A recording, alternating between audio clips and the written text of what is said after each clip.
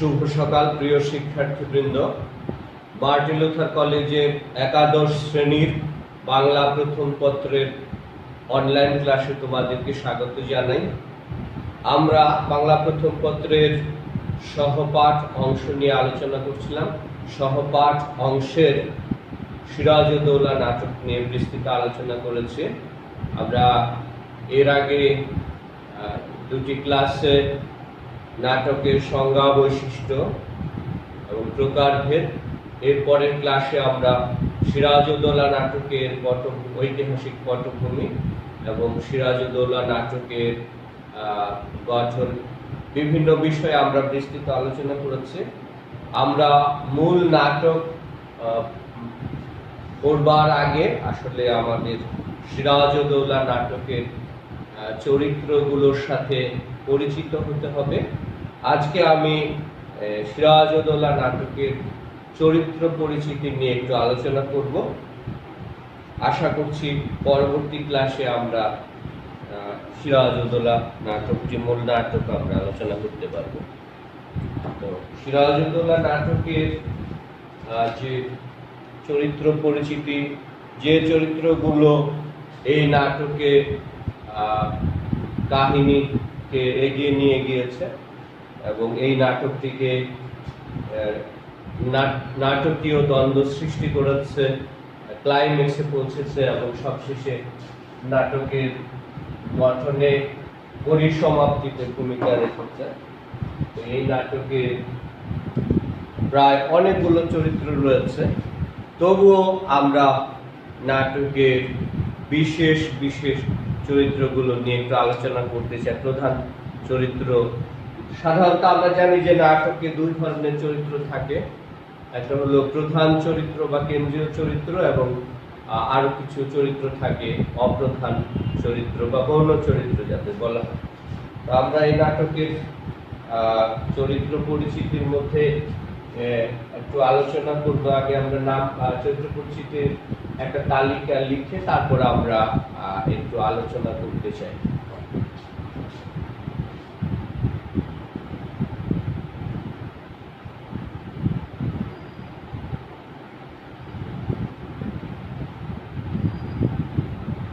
আলীবর্দী, নবাব আলীবর্দী খান, মির্জাফর,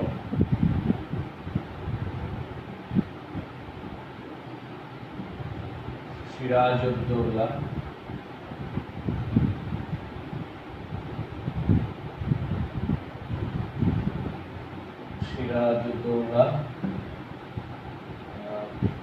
তারপর আমরা রাজা মানিক চাঁদ,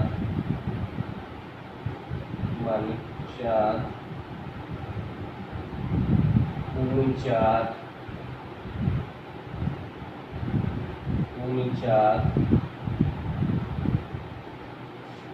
রাজবল্লভ,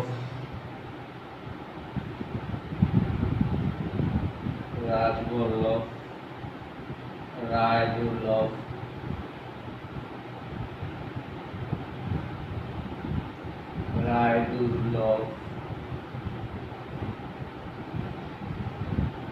দুর্লভ, তারপর খোরশেদি বেগম,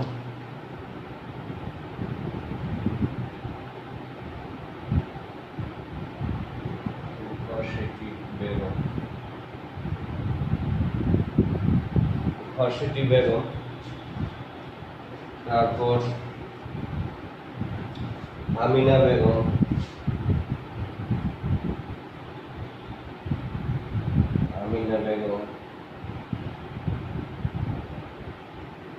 তারপর মিরন,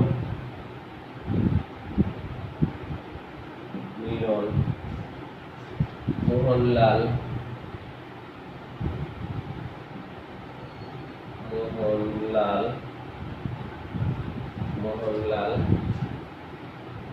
তারপরে লুৎফুন্নেসা, সিরাজের স্ত্রী লুৎফুন্নেসা,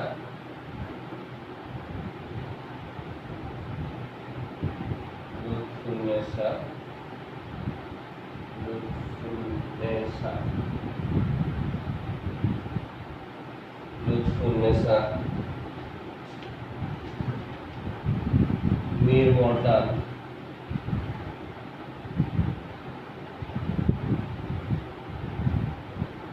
মীর মর্দান সেনাপতি, Clive, colonel Clive, colonel Clive,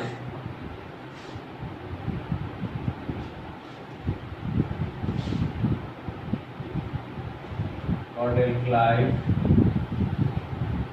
ওয়াটস,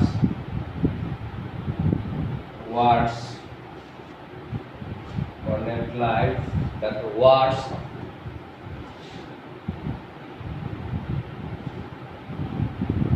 ওয়াটস,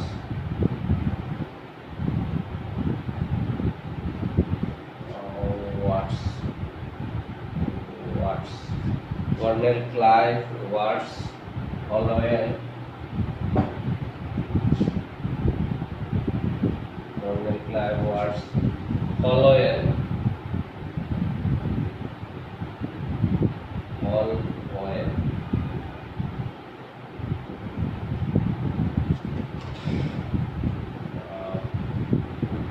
চাঁদ, মানিক চাঁদ, মিলন মোহনলাল সাফরে, সেনাপতি সাফরে, ফরাসি সেনাপতি সাফরে, নারায়ণ সিং, রায়সুরজওয়ালা ওরফে নারায়ণ সিং, রায়সুরজওয়ালা,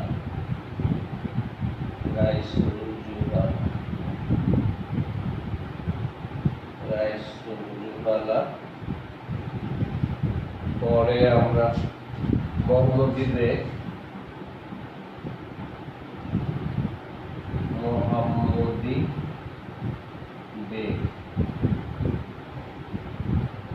সিরাজের হত্যাকারী মোহাম্মদী বেগ।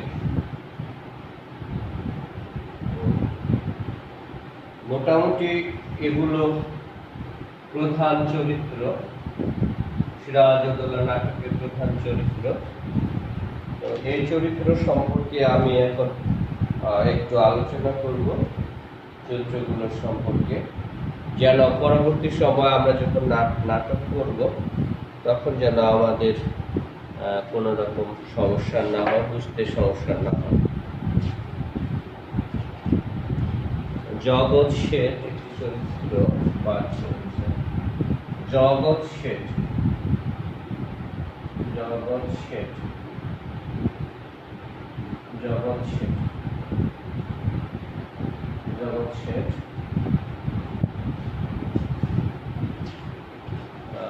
চাঁদ, মানিক চাঁদ, রায়দুল্লভ, রাজবল্লভ। মোটামুটি এগুলো সিরাজউদ্দৌলা নাটকের প্রধান চরিত্র। এই চরিত্রগুলো নিয়ে আমরা একটু আলোচনা করব। পরবর্তী ক্লাসে আমরা মূল নাটক পাঠে চলে যাব। জগৎ শেঠ, জগৎ শেঠ। তো আমরা একটু সংক্ষেপে এই চরিত্রগুলো নিয়ে একটু আলোচনা করতে চাই। সংক্ষেপে, খুব সংক্ষেপে আমরা আলোচনা করব। নবাব আলীবর্দী খাঁ, তার জন্ম 1676 সালে আর মৃত্যু 1756 সালে। নবাব আলীবর্দী খাঁ বাংলা, বিহার এবং উড়িষ্যার নবাব ছিলেন। তিনি তার বাবা আরব দেশীয় এবং মা ছিলেন তুরস্কের, তুর্কি। ইরান থেকে একজন সামান্য সৈনিক হিসেবে তিনি ভাগ্য পরিবর্তনের আশায় নতুন জীবনের আশায় ভারতবর্ষে এসেছিলেন। তারপর তার জীবনের অনেক চড়াই উতরাইয়ের মধ্য দিয়ে সবশেষে তিনি সরফরাজ খাকে পরাজিত করে 1740 খ্রিস্টাব্দে বাংলা, বিহার এবং উড়িষ্যার নবাব হয়েছিলেন। তিনি 1740 থেকে 1756 এই প্রায় 16 বছর তিনি বাংলা, বিহার এবং উড়িষ্যার নবাব ছিলেন। নবাব আলীবর্দী খাঁর মৃত্যুর পরে তিনি তার দৌহিত্র বা নাতি, তার ছোট মেয়ে আমেনা বিবির ছেলে সিরাজউদ্দৌলা, তিনি তার সময় থেকে যুদ্ধবিদ্যায় পারদর্শী হয়ে ওঠেন। সিরাজউদ্দৌলা তার উত্তরাধিকার হিসেবে সিংহাসনে আরোহণ করেন। এরপরে আমরা মীর জাফর আলী খাঁ সম্পর্কে একটু দু এক কথা বলতে চাই। যে মীর জাফর আলী খাঁ তিনি নবাব আলীবর্দী খাঁ তাকে উচ্চ পদে আসীন করেছিলেন। তার মেধা, বুদ্ধি ও কৌশলের অভাব ছিল না, কিন্তু তিনি বরাবরই স্বার্থপর, ক্ষমতালিপ্সু, সিংহাসনে বসবার জন্য ষড়যন্ত্র করেছিলেন এবং নবাব আলীবর্দী খাঁকে হত্যা করতেও তিনি চেয়েছিলেন। এই কারণে তাকে ক্ষমতাচ্যুত করা হয়, তারপরে আবার তাকে ক্ষমা করে দেওয়া হয়।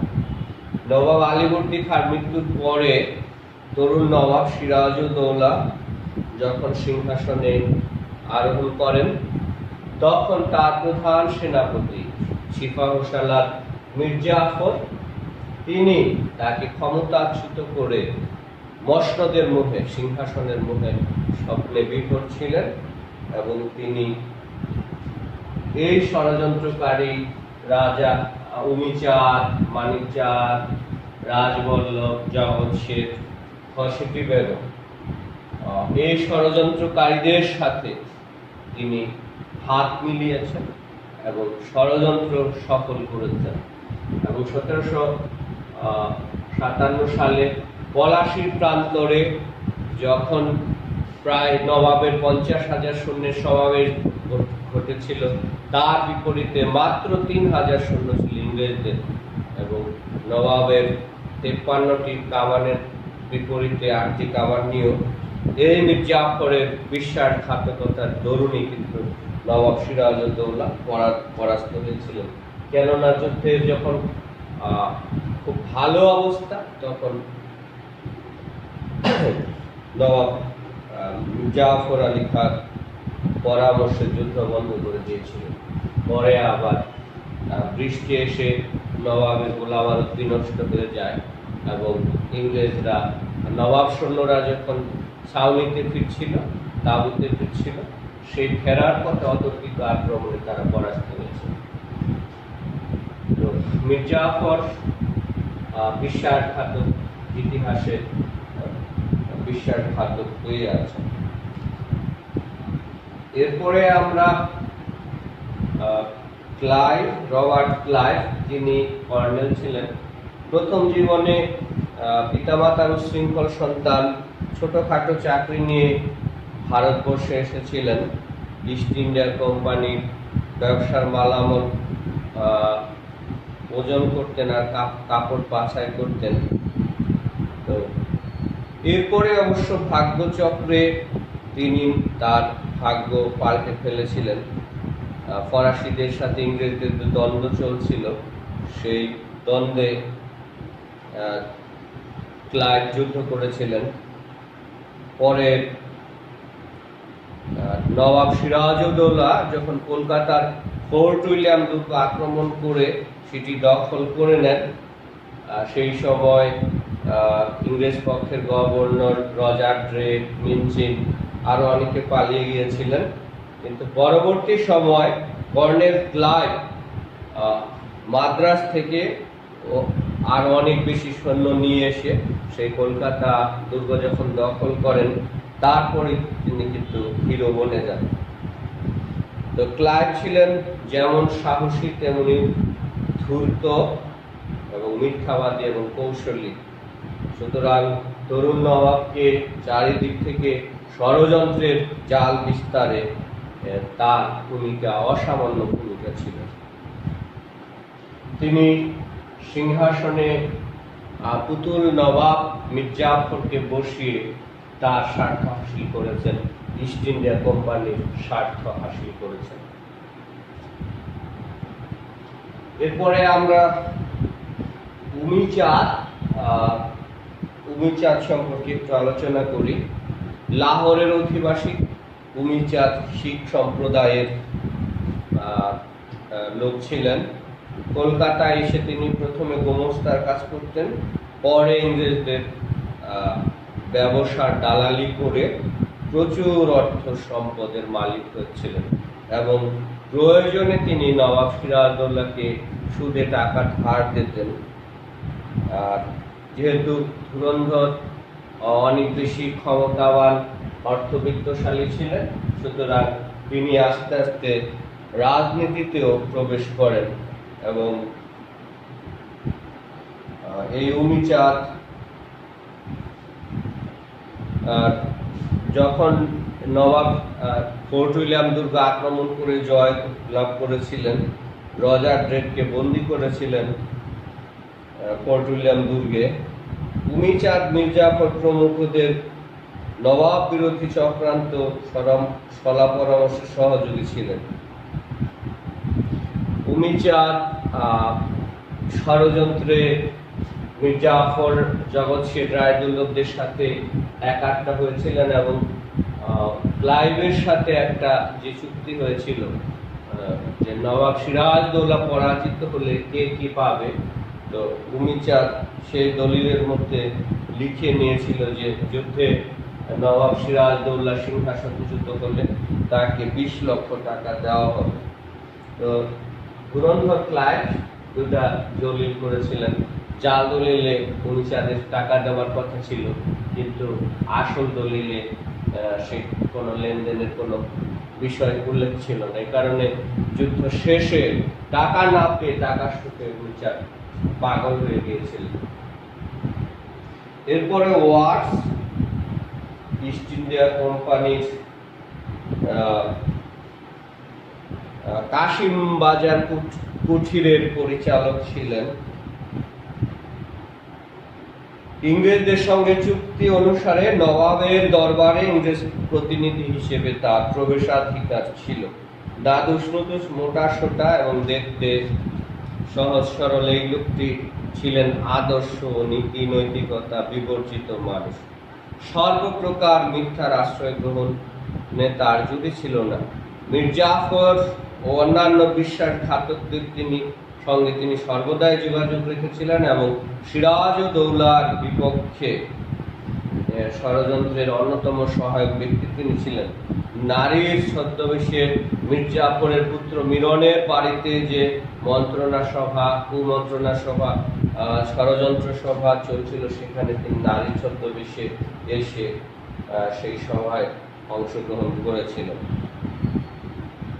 নবাব একবার তাকে বন্দী করেছিলেন আর একাধিকবার শুলে চড়িয়ে হত্যা করবার ঘোষণা দিয়েছিলেন, কিন্তু রাজবল্লভের পরামর্শে নবাব তাকে ক্ষমা করে দেন।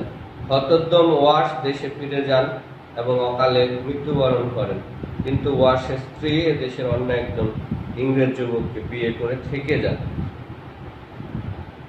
ওয়াটসন, অ্যাডমিরাল চার্লস ওয়াটসন ইংরেজ নৌবাহিনীর অ্যাডমিরাল ওয়াটসন প্রধান ছিলেন নৌবাহিনীর। ওয়াটসন ব্রিটিশ রাজ্যের কমিশন পাওয়া অ্যাডমিরাল। তো সত্যিকার অর্থে ওয়াটসন ব্যক্তিত্ব সম্পন্ন মানুষ ছিলেন। তিনি ইংরেজ নৌবাহিনীর প্রধান অ্যাডমিরাল ছিলেন। তো রায় বলল উমিচাঁদকে ঠকানোর জন্য, ক্লাইভ উমিচাঁদকে ঠকানোর জন্য যে নকল দলিল, জাল দলিল করেছিল, সেই দলিলে কিন্তু ওয়াটসন স্বাক্ষর করেননি।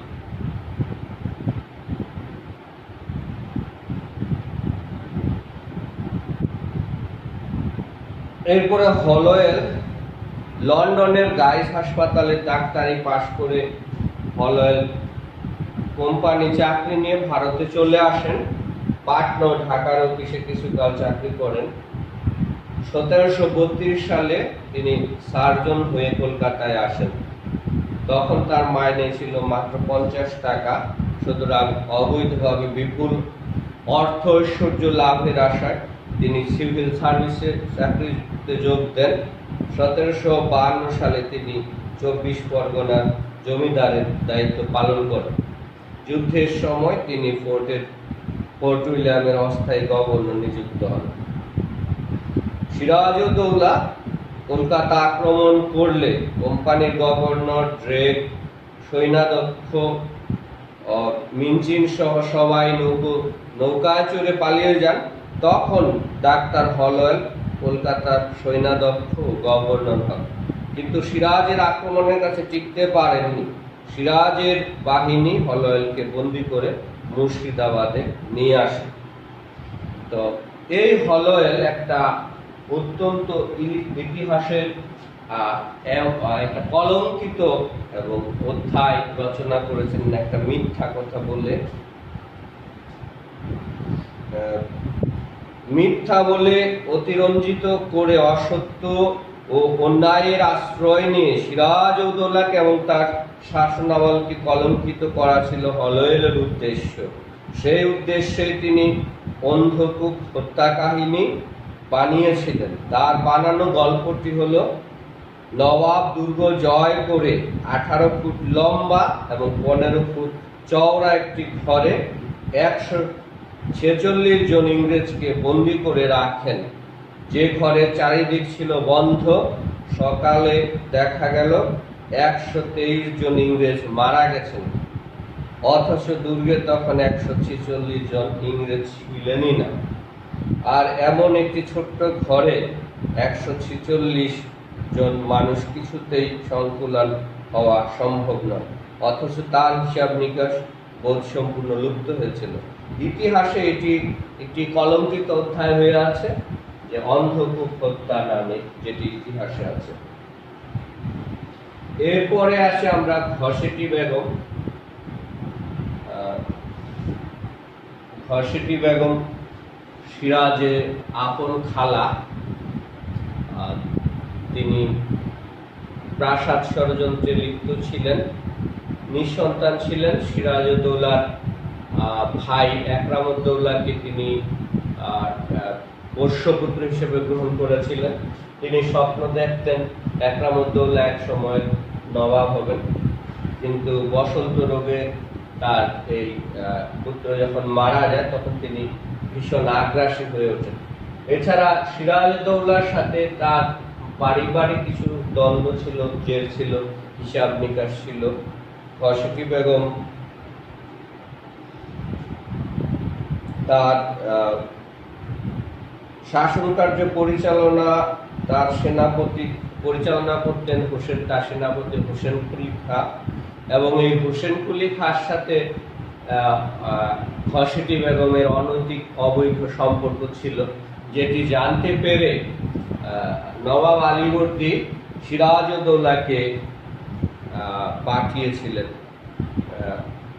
এবং নবাব আলীবর্দীর নির্দেশে সিরাজউদ্দৌলা হোসেন কুলি খাঁকে হত্যা করেছিলেন। এই কারণেই সিরাজউদ্দৌলার সঙ্গে ঘসেটি বেগমের ভীষণ একটা বিরোধের সম্পর্ক, প্রতিহিংসা, আর যে নবাব সিরাজউদ্দৌলার প্রতি ঘৃণা ছিল, ক্ষোভ ছিল, ঘসেটি বেগম সেটি সিরাজের বিরুদ্ধে ষড়যন্ত্র করে ষড়যন্ত্রকারীদের সাথে হাতে হাত মিলিয়ে এবং প্রয়োজনে অর্থ খরচ করেও তিনি সেটি করেছিলেন। এবং যখন শওকত জঙ্গ কে তারা ইন্ধন দিয়ে মির্জাফর, ঘসেটি বেগম, রাজবল্লভ, মুচাতরা ইন্ধন দিয়ে সিরাজের বিরুদ্ধে খেপিয়ে দিয়েছিলেন, বিদ্রোহ করবার পরামর্শ দিয়েছিলেন। তো সিরাজউদ্দৌলা তা মোহনলালকে প্রধান করে সেই শওকত জঙ্গকে দমন করেন এবং হত্যা করেন। এরপরে জগৎ শেঠ জৈন সম্প্রদায়ের মানুষ ছিলেন এবং তার পেশা ছিল ব্যবসায়। বহুকাল ধরে হিন্দুর সমাজভুক্ত হয়ে এই সমাজের অংশ হয়ে উঠেছিলেন তিনি। তার প্রকৃত নাম হচ্ছে ফতেচাঁদ। জগৎ শেঠ তার উপাধি। এর অর্থ হলো জগতের টাকা আমদানিকারী বা বিপুল অর্থের অধিকারী কিংবা লগ্নির ব্যবসায়ী। অর্থ তিনি সুদের ব্যবসা করতেন, অর্থ লগ্নি করতেন, ব্যবসা বাণিজ্য করতেন অন্য ক্ষেত্রে। তো নবাব সরফরাজ খাকে হটি আলীবর্দীকে সিংহাসনে আরোহণের ব্যাপারে তার ভূমিকা ছিল। সুতরাং তিনি খুব স্বাভাবিকভাবেই মনে করেছিলেন যে আলীবর্দীকে সিংহাসনে আরোহণের নবাব আলীবর্দীর মৃত্যুর পর নবাব সিরাজউদ্দৌলা তার বশীভূত থাকবেন এবং ব্যবসা বাণিজ্যের ক্ষেত্রে অবৈধ সুযোগ সুবিধা দিবেন। কিন্তু সিরাজউদ্দৌলা সততা ও নিষ্ঠায় ভিন্ন প্রকৃতির এক যুবক। তিনি কিছুতেই এদের অন্যায়ের কাছে মাথা নত করেননি, বরং জগৎ শেঠকে তার ষড়যন্ত্রের জন্য বিভিন্নভাবে লাঞ্ছিত করেন। জগৎ শেঠও অন্যান্য বিশ্বাসঘাতকদের সঙ্গে সিরাজউদ্দৌলার পতনে নিষ্ঠুর ভূমিকায় অবতীর্ণ হয়েছিল। তো দেখা যায় যে জগৎ শেঠের সাথে আলীবর্দীর ক্ষমতা গ্রহণের একটা সম্পর্ক ছিল, কিন্তু ক্ষমতার পালা বদলে তার মৃত্যুর পর নবাব সিরাজউদ্দৌলা তাকে কোন রকম অবৈধ সুযোগ সুবিধা দেননি। এরপরে আমিনা বেগম, নবাব সিরাজউদ্দৌলার মাতা আমিনা বেগম নবাব আলীবর্দীর কনিষ্ঠ কন্যা। আলীবর্দীর বড় ভাই হাজী আহমেদের পুত্র জয়নুদ্দিনের সঙ্গে তার বিয়ে হয় এবং নানা কারণে, ঐতিহাসিক নানা নিষ্ঠুরতার কারণে তার স্বামীকে হত্যা করা হয়েছিল। এরপরে তার পুত্রকে হত্যা করা হয়েছে।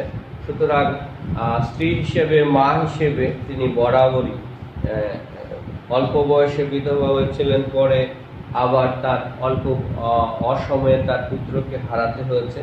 প্রাসাদ ষড়যন্ত্রের শিকার হয়ে তিনি নিঃস্ব হয়েছেন, সর্বশান্ত হয়েছেন। মিরন বিশ্বাসঘাতক মির্জাফরের পুত্র। 3 পুত্র, তারা হলেন জ্যেষ্ঠ হচ্ছে মিরন, মেজ হচ্ছে নাজমুদ্দৌলা এবং কনিষ্ঠ হচ্ছে সাইফুদ্দৌলা। মিরন পিতার মতো দুশ্চরিত্র, ব্যভিচারী এবং ষড়যন্ত্রকারী। মির্জাফর এবং অন্যান্য ষড়যন্ত্রকারীদের সাথে হাত মিলিয়ে তিনি সিরাজকে ক্ষমতাচ্যুত করবার জন্য উঠে পড়ে লেগেছিলেন এবং সফল হয়েছিলেন। কেননা সিরাজউদ্দৌলার যারা খুব কাছের মানুষ, রাজমাত্যবর্গ, প্রধান সেনাপতিরা যখন তার বিপক্ষে দাঁড়িয়েছিল এবং তার আপন খালা ঘসেটি বেগমও যখন তার বিরুদ্ধে ষড়যন্ত্র করেছিল, তখন সেই ষড়যন্ত্র সফল হয়েছিল এবং মির্জাফর সিরাজউদ্দৌলা যুদ্ধে পরাজিত হবার পরে যখন পাটনায় পালিয়ে যাচ্ছিলেন, পথে ভগবান গোলার কাছে মির্জাফরের ভাইয়ের কাছে যখন ধরা পড়েন সপরিবারে, তখন কিন্তু তাকে আবার বন্দি করে মুর্শিদাবাদে নিয়ে আসা হয় এবং রবার্ট ক্লাইভ কোনরূপ সিরাজের কে বাঁচিয়ে রাখতে চাচ্ছিলেন না, কেননা তিনি ভেবেছিলেন যে সিরাজকে বাঁচিয়ে রাখলে যে কোনো সময় জনতা বিপ্লব করতে পারে, বিদ্রোহ করতে পারে। সুতরাং সিরাজকে অতি দ্রুত হত্যা করতে হবে। কিন্তু মির্জাফর এতে রাজি ছিলেন না, অন্যান্য ষড়যন্ত্রকারীরা। কিন্তু পরবর্তী সময় মিরনকে প্রলুব্ধ করে তার নির্দেশে মোহাম্মদী বেগ সিরাজউদ্দৌলাকে হত্যা করেছিলেন। মীর মর্দান নবাব সিরাজউদ্দৌলার অত্যন্ত বিশ্বাসী সেনাপতি ছিলেন। শওকত জঙ্গের বিরুদ্ধে যুদ্ধ করবার জন্য নবাব সিরাজউদ্দৌলা মোহনলাল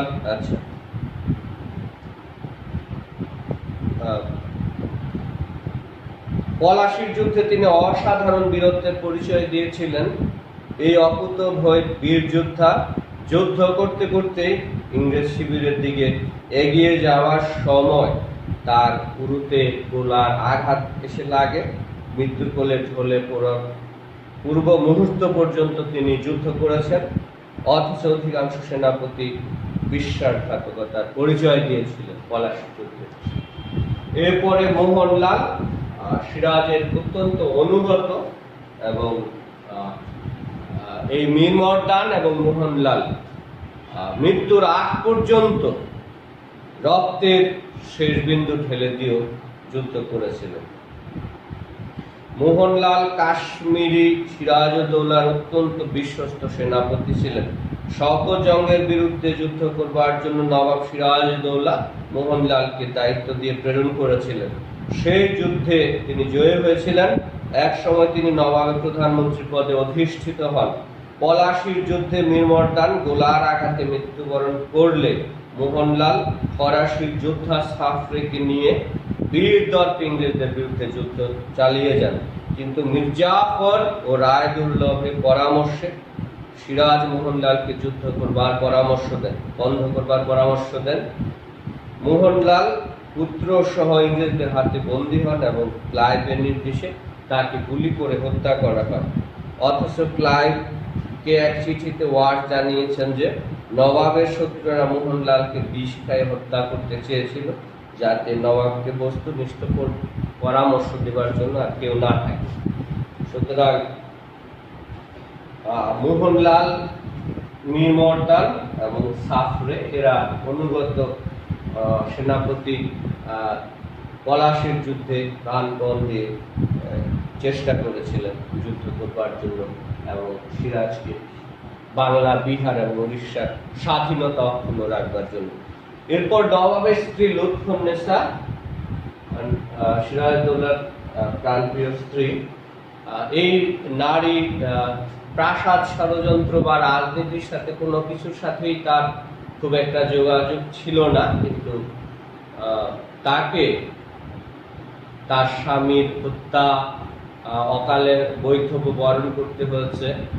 যখন যুদ্ধের পরাজিত হয়ে সিরাজউদ্দৌলা পালিয়ে যাচ্ছিলেন, তখন ভগবান গোলার কাছে তিনি সপরিবারে ধরা পড়েন। তখন সিরাজউদ্দৌলাকে মুর্শিদাবাদে নিয়ে যাওয়া হয় ঠিকই, কিন্তু নবাব লুৎফুন্নেসাকে ঢাকায় নিয়ে এসে বন্দি করে রাখা হয়। অনেক পরে তাকে আবার মুর্শিদাবাদে নিয়ে যাওয়া হয়েছিল। সেখানে খোশবাগে তিনি স্বামীর কবরে সান্ধ্য প্রদীপ জ্বালিয়ে তিনি জীবনের বৈধব শেষ জীবন অতিবাহিত করেছিলেন, নিঃসঙ্গ জীবন এবং দুঃখের জীবন। তো 1970 সালে তিনি মারা গিয়েছিলেন, তার স্বামীর মৃত্যুর প্রায় 13 বছর পর। আমরা এই নাটকের চরিত্র পরিচিতিগুলো একটু আলোচনা করলাম সংক্ষেপে। আমরা পরবর্তী ক্লাসে মূল নাটকটি নিয়ে আলোচনা করব। তোমরা বাসায় নিয়মিত ক্লাসগুলো করবে, পড়াশোনা করবে এবং তোমাদের অ্যাসাইনমেন্ট যেগুলো আছে সেগুলো নিয়মিত করবে। সবাইকে অনেক অনেক শুভেচ্ছা জানিয়ে আজকে ক্লাস শেষ করছি।